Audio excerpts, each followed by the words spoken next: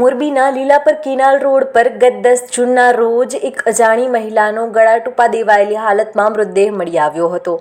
મૃતદેહ 3-4 દિવસથી એક જ જગ્યાએ પડ્યો હોવાથી ડિકમ્પોઝ થવા લાગ્યો હતો. તેમનો ચહેરો વિકૃત થતાં ઓળખ થઈ શકી નહોતી. જોકે તેના હાથ પર સુનીતા અને ભૂરુભાઈ એમ લખેલું હોવાથી પોલીસે આ નામના આધારે મૃતકની ઓળખ મેળવવા માટે અને તેના થકી હત્યારાનો સંપર્કનો પ્રયાસ કરવા માટેના પ્રયાસો શરૂ કર્યા હતા. પોલીસે આસપાસના વાડી વિસ્તારમાં તપાસ કરી હતી. જો કે કોઈ મજબૂત પુરાવા ન મળતા વાડી વિસ્તારમાં એવું જાણવા મળ્યું કે એમપીના જાંબુઆના આસપાસના જિલ્લામાં મહિલાઓ બાળપણમાં તેમનું અને તેના ભાઈનું નામ સાથે ત્રોફાવાનું ચલણ છે, જેથી પોલીસે તેમના તપાસમાં જાંબુઆ જિલ્લામાં લંબાવી હતી. સ્થાનિક પોલીસ તેમજ ગ્રામ પંચાયતની મદદથી ઓળખ મેળવવાના પ્રયાસો શરૂ કર્યા હતા. હિન્દીમાં મહિલાની ઓળખ અંગે ફોટો વિગત પબ્લિશ કરતા જાંબુઆના કાકનવાણી પોલીસ મથક વિસ્તારમાંથી મહિલાના પતિને જાણ થતાં તેમણે મોરબી પોલીસનો સંપર્ક કર્યો હતો અને મહિલાની ઓળખ થવાની સાથે જ હત્યાનો ભેદ પણ ઉકેલાયો હતો. મૃતક સુનીતાને ગત 14 મેના રોજ કુલસિંહ ઉર્ફે ઇડલુ ઉર્ફે રાજુ રાઠવા ભગાડી ગયો હતો, જે અંગે તેણે સ્થાનિક પોલીસ મથકમાં ફરિયાદ પણ નોંધાવી હતી. મૃતકના પતિના નિવેદનના આધારે પોલીસે પ્રેમી કુલસિંહની શોધખોળ હાથ ધરતા આરોપી વાંકાનેર તાલુકાના વાંકિયામાં રહેતો હોવાનું સામે આવ્યું છે. પોલીસે આરોપીને વાંકાનેરથી ઝડપી લીધો હતો અને તેના વિરુદ્ધ ગુનો નોંધીને વધુ તપાસ હાથ ધરી છે.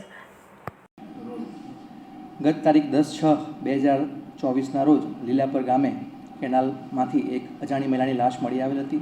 લાશ ડિકમ્પોઝ હાલતમાં હોય તેનું રાજકોટ ફોરેન્સિક કોલેજ ખાતે પીએમ કરવામાં આવેલ હતું. જે પીએમ દરમિયાન આ જે સ્ત્રી છે તેમને ગળે ટૂંપો આપી મરણ નિપજાવેલ હોવાની હકીકત જણાઈ આવેલ હોય, જે સંદર્ભે મોરબી સિટી એ ડિવિઝન પોલીસ સ્ટેશન ખાતે IPC 302 મુજબનો ગુનો દાખલ કરવામાં આવેલ હતો.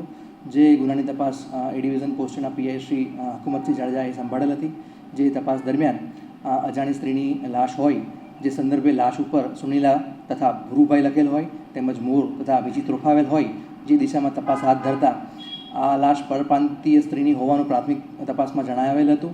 જેથી મોરબી શહેર તથા તાલુકા વિસ્તારમાં આવેલ ખેતીવાડી મજૂરો તથા જે ફેક્ટરીઓ આવેલ છે ફેક્ટરીના મજૂરોની તપાસ કરતા કરાવતા જે આ સુનીલા તથા ભૂરુભાઈ લખેલ છે તે ભાઈ બહેન હોવાનું પ્રાથમિક તારણ જણાઈ આવેલ હતું. જે દિશામાં તપાસ હાથ ધરતા મધ્યપ્રદેશના જામવા, અલીરાજપુર, ધાર વગેરે જિલ્લાઓની મતદાર યાદી ડાઉનલોડ કરવામાં આવેલ હતી. જે મતદાર યાદી સંદર્ભે વેરીફાઈ કરતા તપાસ દરમિયાન આ જે છે આ પ્રકારની જે હાથમાં નામ ભાઈ બહેનના ત્રોફાવવાની જે પદ્ધતિ છે તે પદ્ધતિ મધ્યપ્રદેશ જિલ્લાના જામવા ખાતે હોવાની જણાઈ આવેલ હોય, જેથી જામવા જિલ્લા ઉપર ફોકસ કરવામાં આવેલ હતું. જે દરમિયાન આ જે પ્રેસ નોટ હતી એ પ્રેસ નોટ હિન્દીમાં બનાવી મધ્યપ્રદેશના જે જામવા જિલ્લો છે તેના અલગ અલગ ગામના સરપંચોના નંબર ઇલેક્ટ્રોનિક અને ટેકનિકલ માધ્યમથી મેળવી તેમને વોટ્સઅપમાં વાયરલ કરવામાં આવેલ હતા.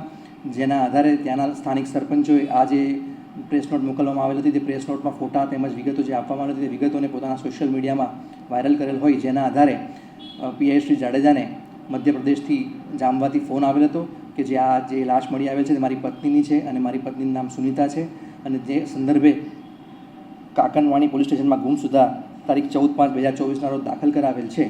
જેથી તેઓને અત્રે રૂબરૂ બોલાવી વિશેષ પૂછપરછ હાથ ધરતા તે પોતાના પત્નીને તારીખ 14/5/2024ના રોજ એમના ગામનો કુલસિંહ ઉર્ફે ઇડલુ ઉર્ફે રાજુ રાઠવા ભગાડી લઈ ગયેલ હોવાની પ્રાથમિક હકીકત જાણવા મળી હતી. જેથી ટેકનિકલ માધ્યમથી તપાસ કરતા કરાવતા આ જે કુલસિંહ છે તેમનું લોકેશન વાંકાનેર તાલુકાના વાંકિયા ગામે હોવાનું જણાઈ આવતા તેમને પકડી લાવી પૂછપરછ કરતા તેમણે આ મર્ડર કરેલની કબૂલાત કરેલ હતી અને તપાસ દરમિયાન જણાવેલ હતું કે આ જે સુનીતાબેન હતા એમની સાથે પોતાને પ્રેમ સંબંધ હોય. સુનીતાબેનને ત્યાંથી મધ્યપ્રદેશથી ભગાડી લાવી તેઓ અગાઉ ચોટીલા તાલુકાના લાખડ ગામે રહેતા હતા. જે 1-1.5 મહિનાના સમયગાળા દરમિયાન પોતાને જે સુનીતાબેન છે એમની જોડે ઝઘડો બોલાતા થતા હોય, જેના કારણે સુનીતાબેને દવા પી ગયેલ હોય.